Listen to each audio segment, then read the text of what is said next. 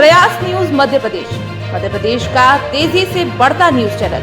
वहीं इस बैठक में मुख्य रूप से शहर की परंपरा और विकास कार्यों को लेकर स्वीकृति प्रदान की गई। इसमें प्राधिकरण के द्वारा निकाली जाने वाली झांकी, मिलों को झांकी निर्माण के लिए अनुदान, अहिल्या उत्सव के लिए अनुदान जैसे विषयों पर स्वीकृति प्रदान की गई। इसके साथ ही अहिल्या पाट पर विकसित होने वाले प्लॉटों को लेकर निर्णय भी लिया गया। साथ ही कान नदी के पास किए जाने वाले विकास कार्यों को डीपीआर के संबंध में चर्चा की गई।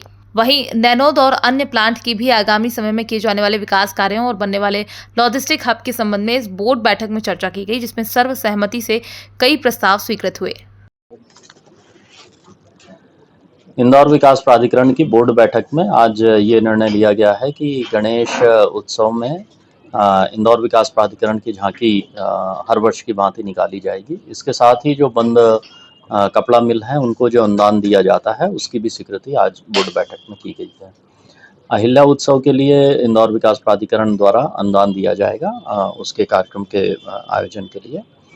आज एक महत्वपूर्ण निर्णय ये लिया गया है कि अहिल्या पथ पर जो आईडीए ने योजना अंगीकृत की है उसमें ऐसे टीएनसीपी के अप्रूवल्स जिसमें कि आगे कोई विकास अनुमति नहीं ली गई है या वहाँ पर कोई विकास कार्य नहीं हुए हैं, उन प्रकरणों में आईडीए के द्वारा कार्रवाई की जाएगी सक्षम प्राधिकारी के समक्ष कि उनके जो अनुमोदन के आधार पर वो योजना से अलग होना चाहते हैं उस पर आईडीए के द्वारा विधिवत सक्षम अधिकारी के समक्ष अपना अपील प्रस्तुत किया जाएगा।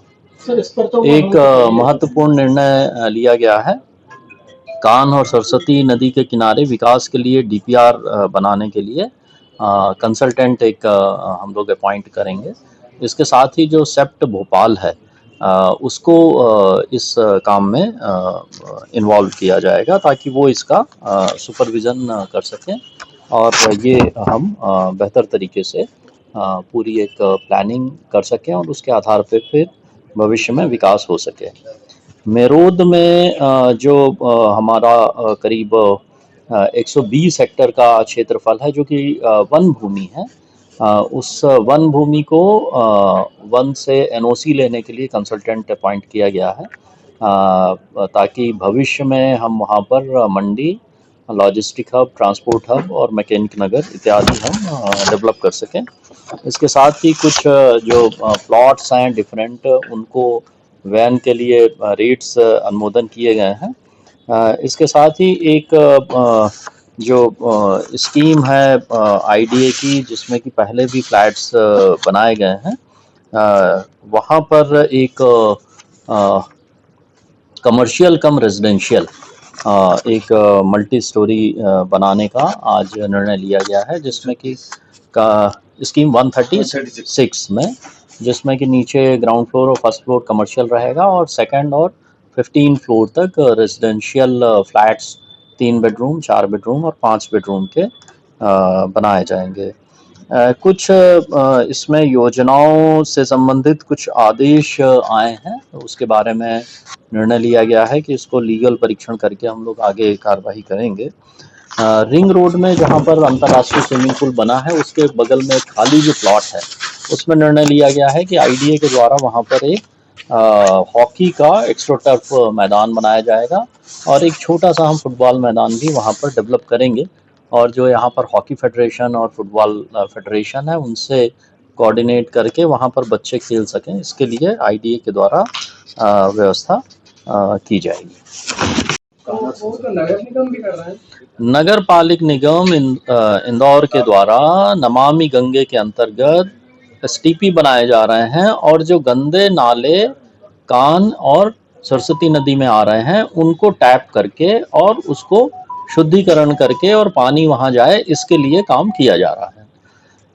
आईडीए के द्वारा वो पूरा जो हमारा कान और सरस्वती नदी जो अपने नगर निगम क्षेत्र में प्लानिंग एरिया में बहती है उसकी पूरी डीपीआर बनाई जाएगी ताकि नदी और उसके दोनों तरफ का जो क्षेत्र है उसको हम किस तरह से अतिक्रमण मुक्त करके कहाँ पर हरियाली करनी है, कहाँ पर रिवर डेवलपमेंट फ्रंट का काम करना है या कहाँ पर हमको कोई पाथवे वगैरह बनाने हैं, उसकी पूरी एक डीपीआर आईडीए के द्वारा कंसल्टेंट अपॉइंट करके की जाएगी। क्या आइडिया इस काम को डिपॉजिट वर्क के रूप में करेगा?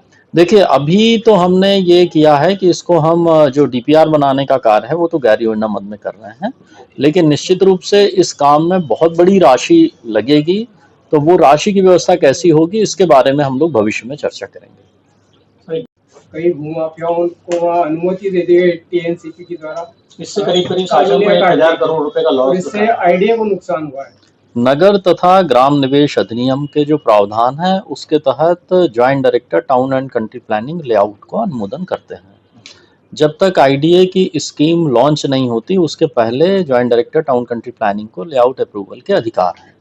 जैसा मैंने बताया आपको कि हमने आज बोर्ड में ये बैठक किया है, टीएनसीपी के ऐसे अप्रूवल जिसमें नगर निगम से विकास अनुमति नहीं ली गई है या मौके पे कोई विकास कार्य नहीं हुआ है, उसमें टीएनसीपी की अप्रूवल को निरस्त करने के लिए आईडीए द्वारा सक्षम प्राधिकारी के समक्ष अपील प्रस्तुत की जाएगी।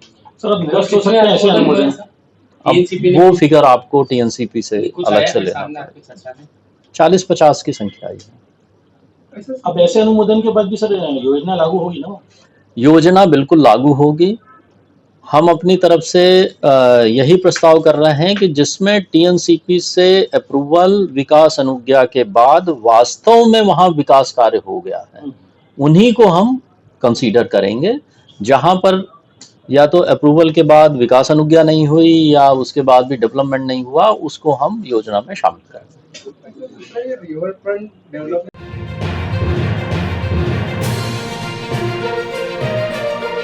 प्रयास न्यूज मध्य प्रदेश का तेजी से बढ़ता न्यूज चैनल।